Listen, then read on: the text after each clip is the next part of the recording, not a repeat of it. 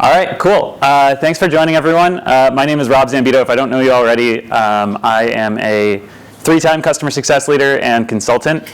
Now I'm doing consulting full-time, and the topic that we're discussing today is one that's fortunately or unfortunately very near and dear to my heart, which is 11 steps to a sales CS handoff.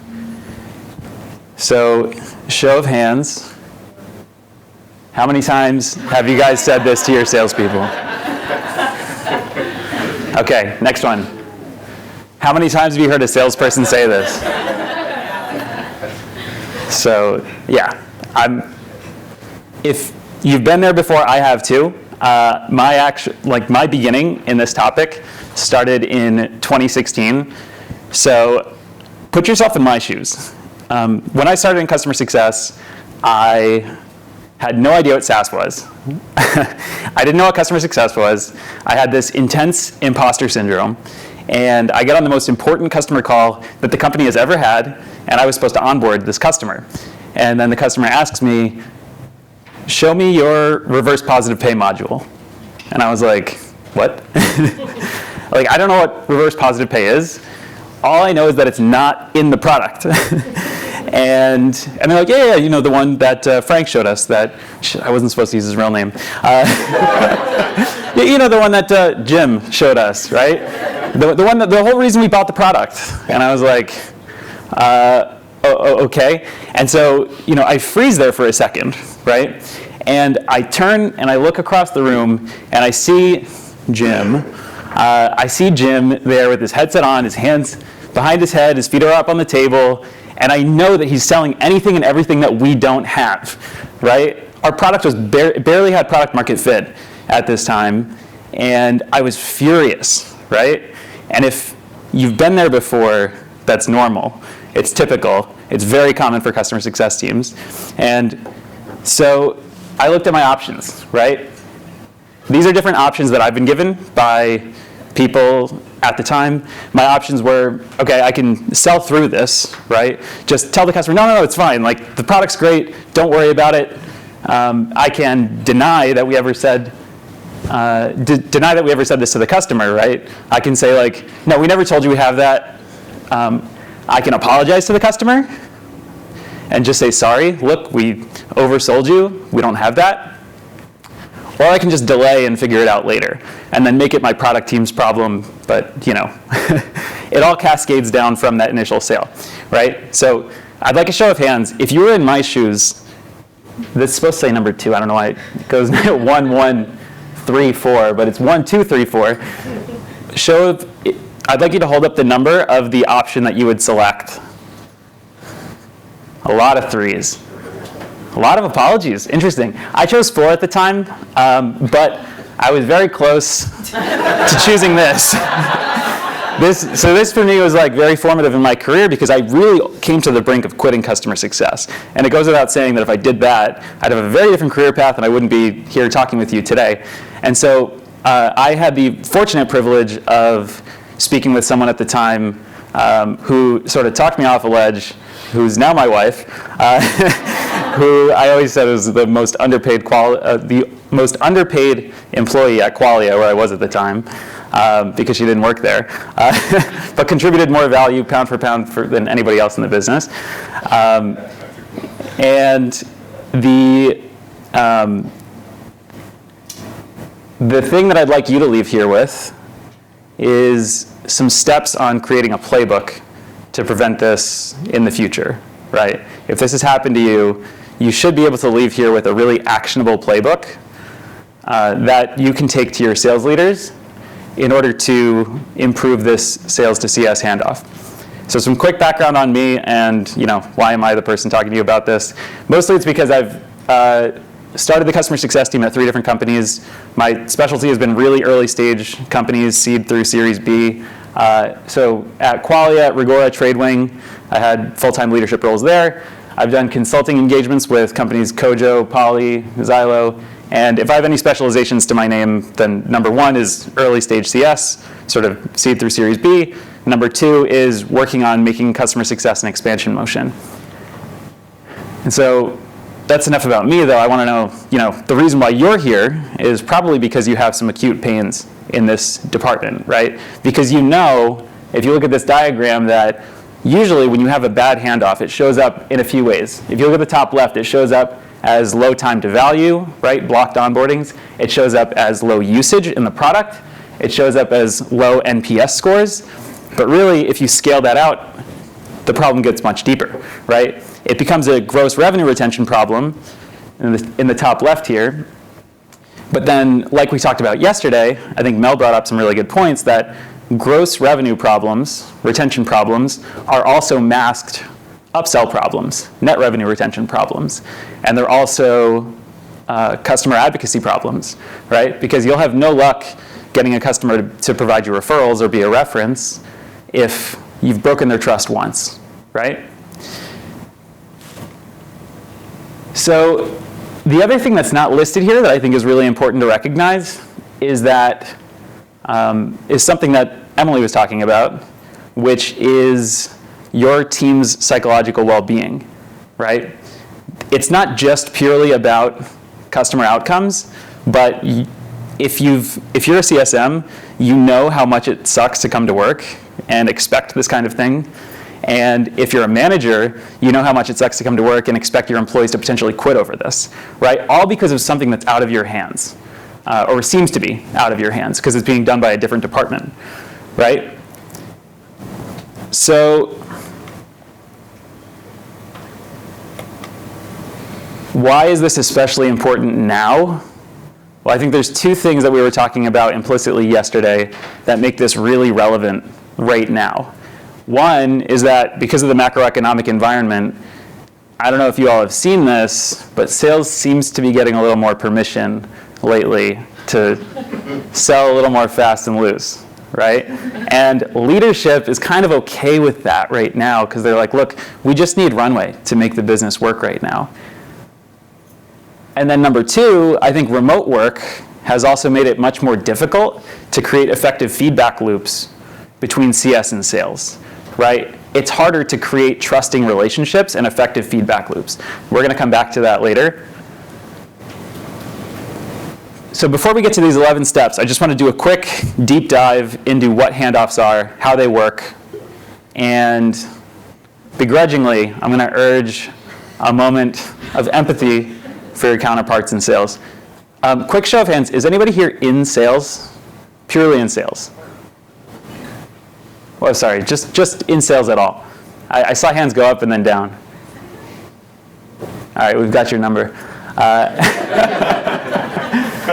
Cool. So why do handoffs fail? There's a couple reasons, right? Number one is there's usually information loss about the customer or about the product, right? Information about why the customer purchased. Or number two is perceived oversell. So handoffs aren't inherently about oversell, but we're going to be talking mostly about oversell because usually that's the most acute place to start. And oversell really isn't as simple as it seems. And so there's a few reasons why. So, there's the perspective that this is sales' fault, right? And some simple ways to quote unquote blame sales is like, well, sales misspoke, right?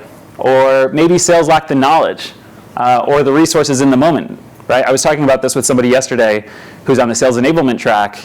And I was like, if you've ever actually been trying to sell a product and you don't have the answers to your questions right at your fingertips, it's kind of common and understandable if you take a leap of faith and just answer things with the best of intentions, right? Sometimes it's the customer's fault, right? And there's actually more bullet points here, right? Maybe the customer misunderstands because the customer was hyped up, there were natural gaps in the conversation, they roll over some details. Maybe the customer forgot what was said in the sales process. Sometimes the customers don't even know their own expectations, especially if there's like a change in your point person. The expectations of the economic buyer could be very different than the expectations of the person who is implementing the software. And sales is not in the business of stopping someone who takes out their credit card and they're ready to pay. Sales doesn't typically stop and say, wait a second, are you actually sure you really want to buy this? Do you want to go through the rest of this checklist first? That doesn't happen, right? The other possibility is that sales just hates you and that they're obviously evil. I do really want to precaution you that this is an extremely common trend that I see in CS. And if you do this by default, or if you notice your team is doing this by default, you've set yourself up for failure already, right? So it's extremely important to build a culture where you always assume the best intent from other departments, and we're going to talk about that a little bit more later. But you also know, and it also helps to train your team, like if you've ever sold before, you know just how easy it is just to accidentally say a little more or leave a few gaps in the conversation, then you later might regret, right? I have a lot of background upselling products. I've often found myself just like leaving a conversation, kicking myself. I'm like, why did I say that, right? Why did I blow up the possibilities of the product more than I actually can deliver on? I think a couple of reasons we're going to touch on as to why this is so hard. Well, first of all, sharing interdepartmental feedback is hard. We're going to talk more about that in a minute. But there's also an inherent misalignment in most organizations where sales isn't responsible for anything post-sale. That's not always true. But I do think it's important just to really briefly pause here and ask yourself, in your organization, what incentive does the sales team have to hand over a deal cleanly, right? What incentive do they have to hand over a deal cleanly? And I asked this to somebody on my former team just 2 days ago. And he sat there for like 15 seconds. And he was like, I don't know, I guess it's just not to screw me over. And I was like, yeah, that's kind of it, right? So we kind of failed to create a correct incentive structure where sales basically was incentivized on good handoffs. So now that we understand basically, why handoffs fail, why oversell happens, right, and why it's hard to prevent, we can dive into these 11 steps that I've personally used with success in the past. My hope is that you can at least find value in one of them, and you can leave here with an actionable next step that you can take to your sales leaders. I won't be offended if you pull up Slack right now and just get something ready to go. First step is that you need managerial alignment above all else, right? I mentioned before that this includes not only alignment from sales leadership, but specifically alignment from the C-level, right? Your CEOs and your CROs can make or break all your plans here. So if you don't have this, this is almost a non-starter, right? So if you're a CEO or a CRO, you're often called upon, number one, to adjudicate between departments, right, if there's ever a dispute. But number two, I've met CEOs who endorse overselling products, and that does not put you in a good position on CS. So you need managerial alignment before engaging in any of the remainder of these next steps, because otherwise you're not going to have a lot of success with them. Some specific recommendations are, first, ask what level of enforcement your CEOs or CROs are willing to take on in situations where there's a dispute between departments. I think also documenting your process by which your CS team can sort of file a claim, a dispute, basically. This sounds overly formal, and I've only worked at scrappy startups, so there's sort of a mismatch there. But basically, just jotting down your process for like, this is what we do when, is really effective. And specifically, I think with the point of feedback in mind, when it comes to exchanging feedback, it's important to use, well, I like to use a framework that I made up. I call it the inverse feedback sandwich. How many people are familiar with the feedback sandwich approach? Right. Yeah, it's not always called feedback sandwich. It's called something different sometimes. But think about that in reverse, right? Think about that. What if you start your one-on-ones with feedback, right? You knock it out right first thing on the agenda with your sales leaders. What feedback do you have for me? How can I help you? Right? And then you end with that as well. In most one-on-ones, I find that people leave feedback to the end and they don't get to it. So start out with it, first thing off the bat, right? That can create a really trusting relationship. And that sets you up for things like number two. Number two is an interesting idea I got from a guy I used to work with his name is Scott Leese, and I don't know if anybody here knows him. He's like one of these hotshot sales leaders. And he gave me a really interesting opportunity once, back in like 2016 when he started. He was like, I want you to just script the close. And I was like, what do you mean? That's your job. And he's like, tell me exactly what you need my team to say in order to close a deal. And I thought that that was a really cool and novel opportunity, and it gave me the opportunity to tell salespeople what to say in a way that was managerially endorsed and enforced, right? So basically, I set up a structure where that confirmed back the reasons the customer purchased, right? Recorded it, and then CS reviewed it before the kickoff. So they weren't going in blind. At that time in our organization, sales never joined any of the CS calls, kickoffs, or anything like that, which is something we'll touch on in a second. But I think this was super helpful, right? Because I had all the power to shape how a deal came my way. I can share some examples if anybody's looking for example scripts, by the way. They're usually like super quick and simple, but go a long way. Another thing that we decided to do at that time was we created what we called the 10 Commandments document. And what I noticed, and have continued to notice, is that we on CS often get so caught up in thinking that we have to tell sales what to say, but the answer is actually much simpler, where often you only have to decide what sales should not say, right? You think of like 10 Commandments, right? It's like, thou shalt not kill, thou shalt not cut me off in traffic or whatever. I don't know, my Catholic school days are behind me. But you think about, basically the simplest way to approach this is that you create a no-fly zone for what sales cannot say, and then you put it on sales to come back to you, sales leadership to come back to you with their preferred alternatives. And then you have to approve or deny those, right? Then that filters into like the sales objections or rebuttals, their scripts, that kind of thing. The fourth thing here is sales handoff forms. And if you don't do this, and if you don't read the sales closing script, then you don't get paid. That's like a message that gets blasted to the sales team, right? That gets them paying attention real quick.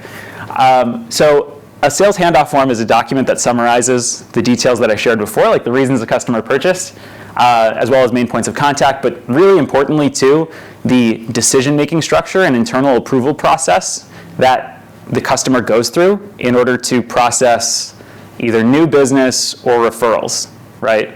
That's really important. Customers hate having to be redundant about that information, but there's so much redundancy that I see at most CS teams.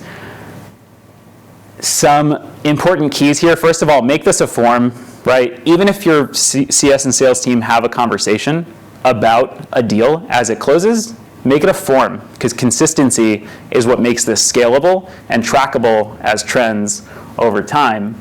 So I definitely recommend using pick lists, in your CRM. Ideally, this lives in your CRM. And I think the best question that I've ever asked salespeople here, when they're all excited, high-fiving because the deal just closed, is to say, all right, let's imagine in 6 months, this customer churns or is asking for a refund. Why did that happen? Right? Really put your mind to that. Why are they asking for a refund? Why are they churning? And that usually will flag risks much more quickly and efficiently than other methodologies. The last bullet point here is last couple bullet points. First of all, expect that you're going to get feedback that like this is really micromanaging, and try to provide context to head that off at the pass. And then also, it helps to determine with your organization whether it makes sense to have a sales handoff call. Usually, the more transactional deals are, CS is not joining sales calls, sales is not having internal handoff calls, sales is not joining kickoff calls. As you get to more enterprise levels, usually you're doing all of those. Mid-market's a really blurry middle ground that I usually live in, and I just recommend revisiting this about annually to make sure that it's staying contemporary with the challenges your organization is facing. 5 is a dreaded word for sales, clawback.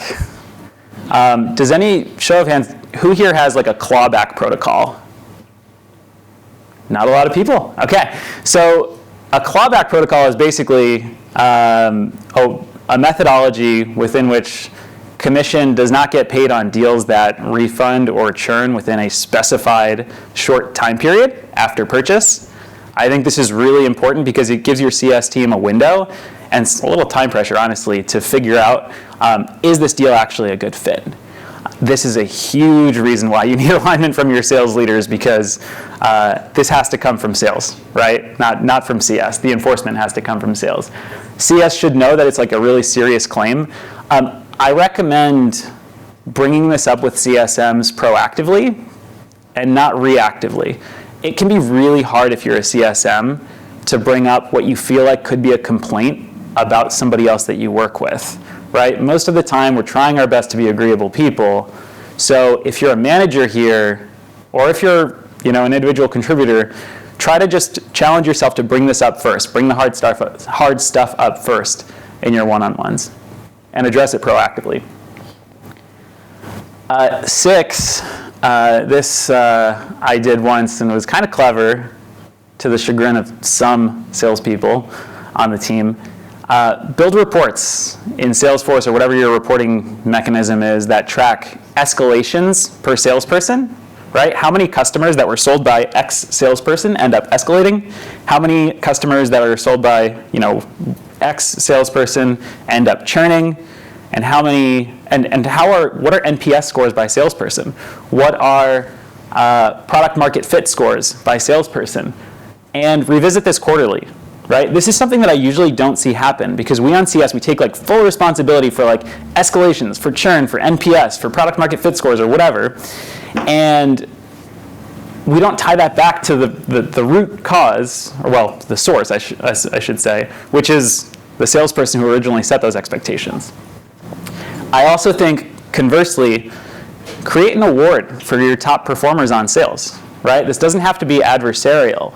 But actually, if you create a culture on CS where you're rewarding your favorite salespeople, no, I shouldn't say favorite salespeople, but the salespeople who are doing the best on these different metrics, right? They're resulting in customers who are really high NPS.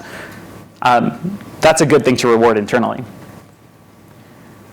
The 7th thing is reassess your sales training strategy. A lot of us who have enablement teams, we write this one off, because we're like, oh, enablement's going to figure it out.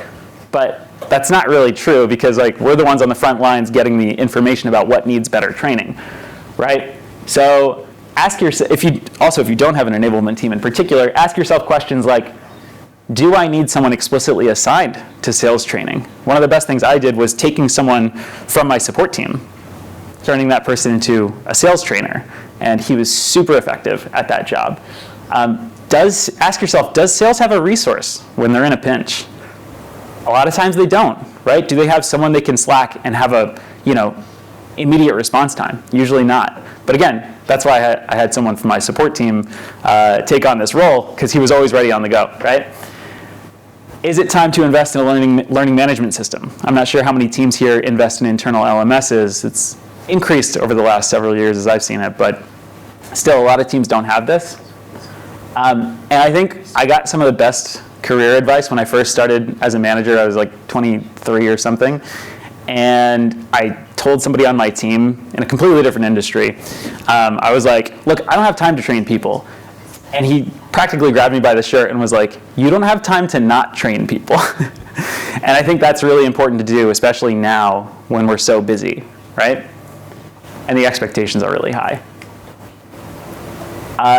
Similar principle applies here with reviewing and recording sales calls. I hear this a lot. People say no, we don't have time on customer success to review sales calls and train salespeople. That's their responsibility. They should be doing that, right? So if that's the case for you, especially if you don't have time, determine whether you do this, your strategy is more like a random audit of sales calls, or whether your strategy is just purely reactive. Look, when there's an escalation, we revisit the sales calls, and we turn that into training materials. I much prefer the random audit approach if you can pull it off, but if you don't have the time, reactive should work.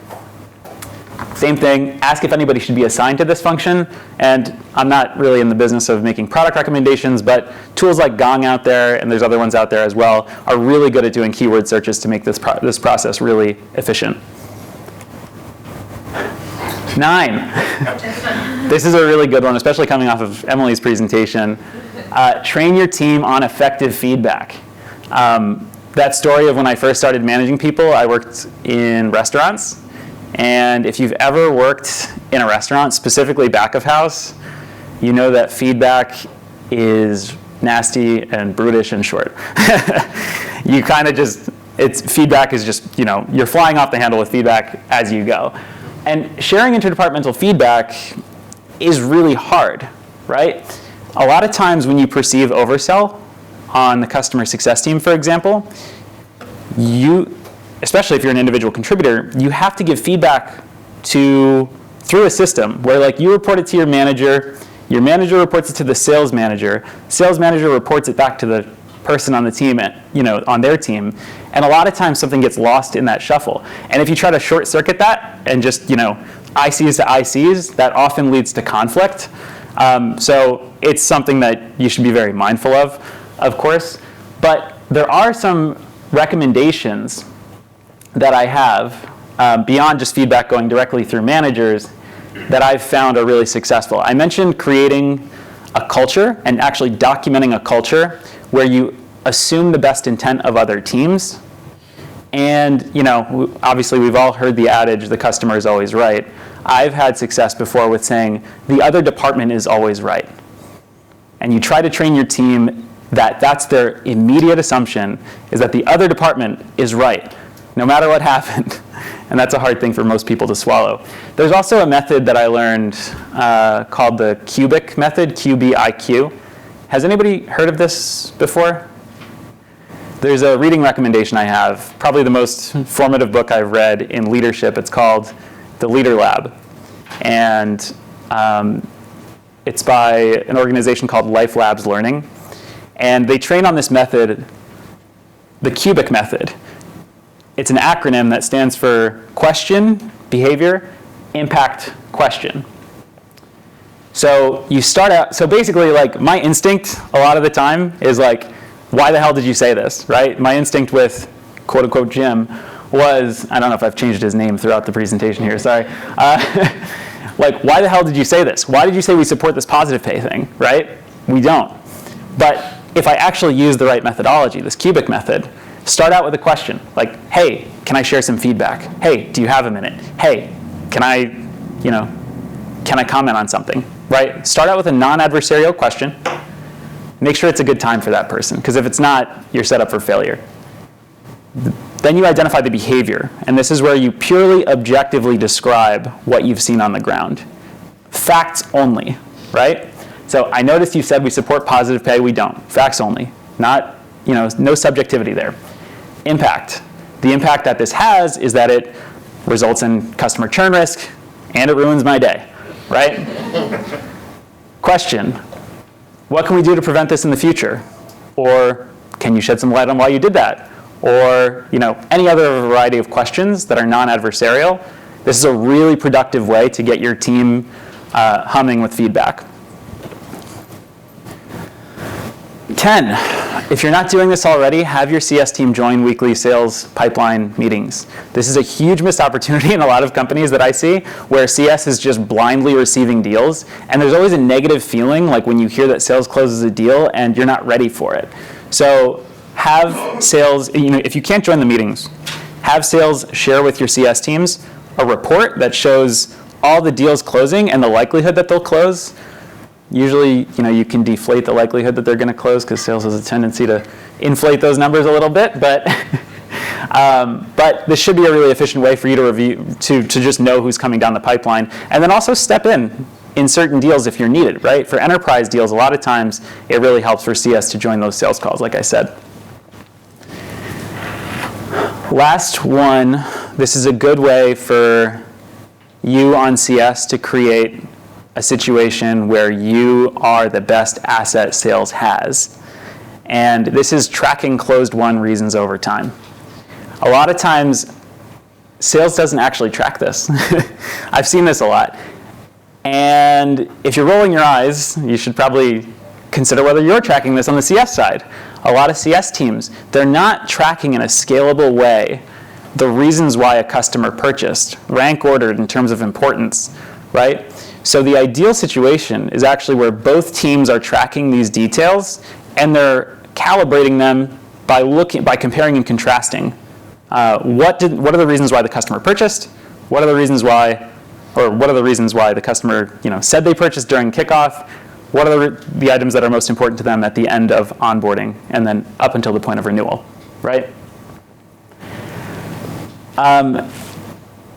If you want to find me after, we can go through this quick bonus of how to set up protocols for when sales wants to re-engage customers. I've been in organizations where this is completely not allowed. I've been in organizations where this is encouraged. And your organization could fall in either of those buckets or somewhere in between. But I'm coming up on time.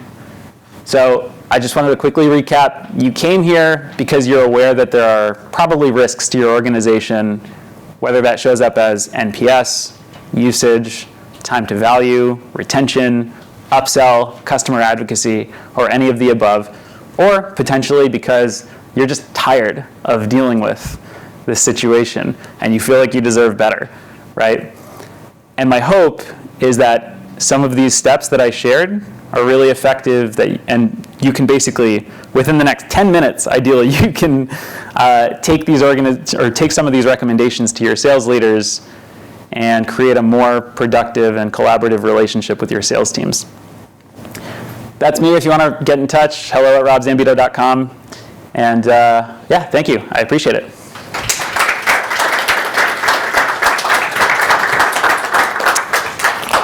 We're going to have a session like we did yesterday with networking, but I'm going to take a few minutes of that to ask you a couple of questions, and then I'll maybe have a little bit of questions from the audience here. I'm going to load up 3 questions for you. Sure. You can answer in any shape or form. When you have a carrot and the stick approach for sales. One of the things I've noticed is sandbagging, and so when CS receives it, it's bigger than what it should have been, so now you have a scale or a resource challenge. I want your consulting answer on how you would address that. The second one is on multi-layered or multi-matrixed organizations, there's a level of quarterbacking required. Would that go to like a CS ops group for that kind of conversation? And then the finality of it is some organization, depending on the kind of product you have, you are giving it away for a duration of time, and there's no financial reward to the company because you want to get adoption, or it's a part of a deal of discounting. How do you manage that reward conversation with sales or CS, because there's not really going to be something that comes on the bottom line? Yeah, those are great questions. I think I lost somewhat track of them as we were going because there was a lot there. So the first one, the sandbagging. So basically what you're describing is that there are situations where sales is holding on to deals because they don't want to get yelled at later. Right. So do you mean like they hold back on deals? No, like, you're talking about I sold the sky. Instead of saying I sold the sky, I said I sold this because I don't want to get, Oh, I've always used a different definition of sandbagging. Okay. Yeah, interesting. So basically sales saying that they sort of undersold the product. So how do you get them to be honest? Is that the question? Honest, and then how do you recover from it now? Because on the CS side, you might have like CSMs that don't exist, and you had to staff them, right? You have to hire these people to go manage this account because of the volume of the play. Yeah, no, that's a good question. I mean, I think I've personally had success with that by doing the call audit recommendation that I shared, where you can see what sales actually said, right? And usually getting the customer to read that back on your kickoff call is usually a good way to confirm expectations. Now, you're right, you might be too late at that point to make any immediate staffing changes, but at least you're not finding out like way too late in the game at the point of like the customer escalating. Okay. And the second one was who manages the quarterbacking on Matrix, our mission organization. Who should own it technically? So who should own the things you all share, like all this? Is that the CSM manager or CSM or CS ops? I don't know if there's a one-size-fits-all answer. So the question for anyone who was wondering is like who owns, if I'm understanding correctly, like execution and enforcement on all of these different steps, right? I think it's a shared responsibility, right? I'm not sure that, obviously, like I said, it starts from the top, right? And I've usually been part of small organizations that are not very hierarchical, so that there's like a lot of collaboration between departments.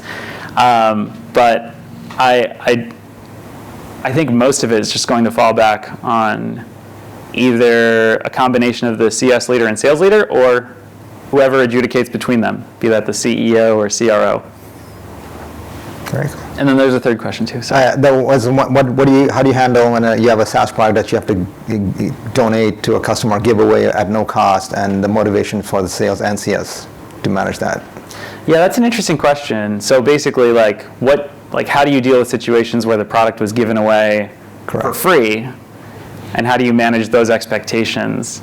My go-to has just been to not do that, right? And I think that I had the collaboration of, again, Scott, who I mentioned, who I worked with for a long time. We agreed early on, we're not going to give away the product for free because the time to value is always going to exceed the time that the customer has their free trial. So why would you give them a tool that requires all this extensive setup and work to really see the value if odds are by the end of the trial they're not seeing that value, they're actually just frustrated because they're in the middle of implementation, right? So personally, I've had that situation. There are other situations where I've worked with simpler products where it does make sense to give a free trial. And I was talking about this with someone yesterday.